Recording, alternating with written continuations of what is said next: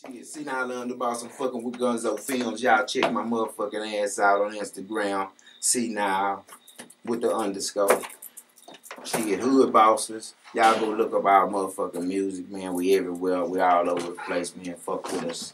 Pow. I'm gonna tell Cnile this, bro. I'm unlike any other nigga you gonna ever meet, bro. I want to work. I think you and the other Cnile in Alabama, all us Cniles need to get together and just work on one song and mash that bitch. Oh.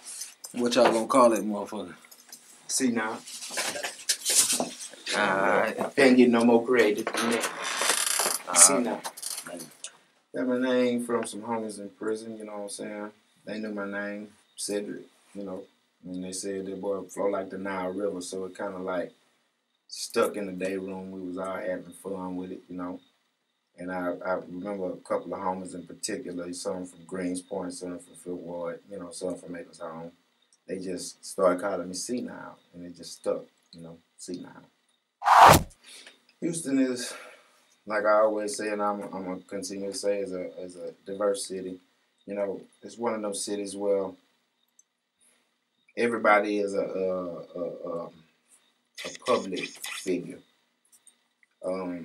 Everybody wants to be a public figure, needs to be a public figure, but growing up, it wasn't like that. You know, growing up, we had a neighborhood thing going on around Houston, you know what I'm saying?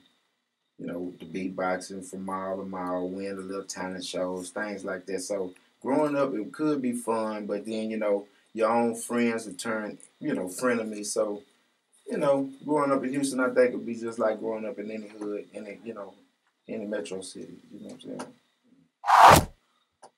It's funny, man. You know, I got into the music scene by, you know, just being young.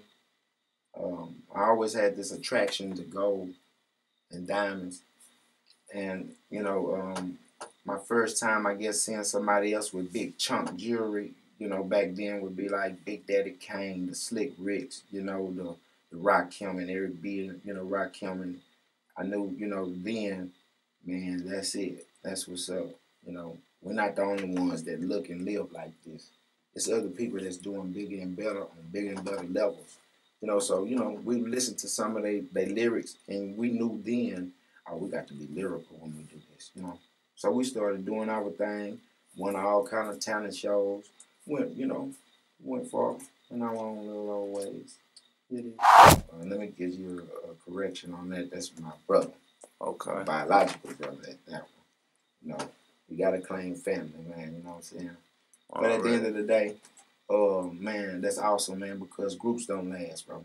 Groups rarely last, you know, and usually it's because it's a weak link in the chain, and it kind of drags the family down. You know, being hood bosses and me and him, you know, it's really no weak link in the chain. It ain't but two links in the chain, you dig? So at the end of the day, you know, who inspires me the most, you know, my most favorite rapper, if you ask me, would be Vesto. Vesto off top. That's who I like to hear. You know what I'm saying? And from time to time, you'll hear him say the same thing. You know, he like to hear me. So you know, we kind of like feed off each other's energy. You know what I'm saying? And it's a great thing. You know what I'm saying? Rap-A-Lot impact on the music industry to me is like one of the most phenomenal, one of the most realist, one of the most solid, golden, man, like on the industry. It kind of like gave us the understanding that we can be Barack Obamas before Barack Obama had even existed. We can be kings, you know, we can express ourselves, we can actually live this way without everybody looking down on us, and actually make some money on this too, you know, if we were smart about it. And all we had to do was follow some of the blueprints.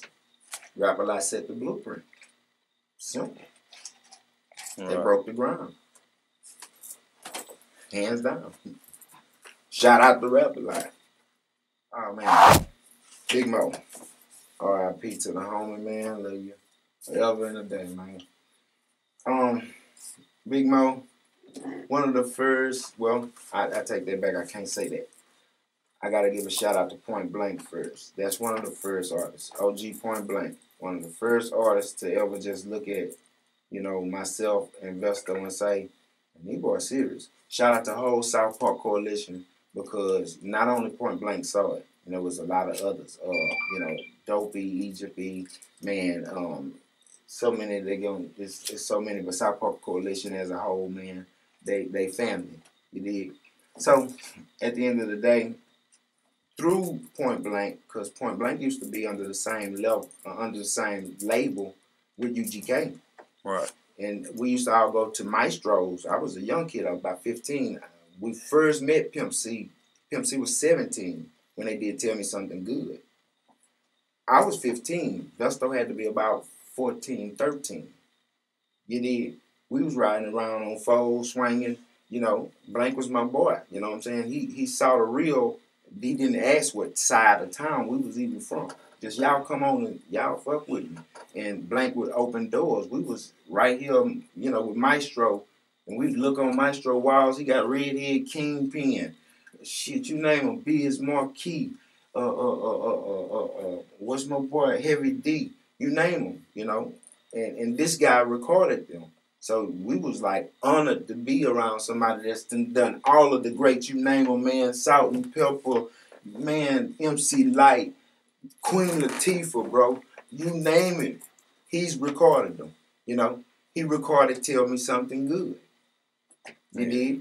He recorded a lot of big stuff. So we came at the groundbreaking of a lot of big stuff that was popping.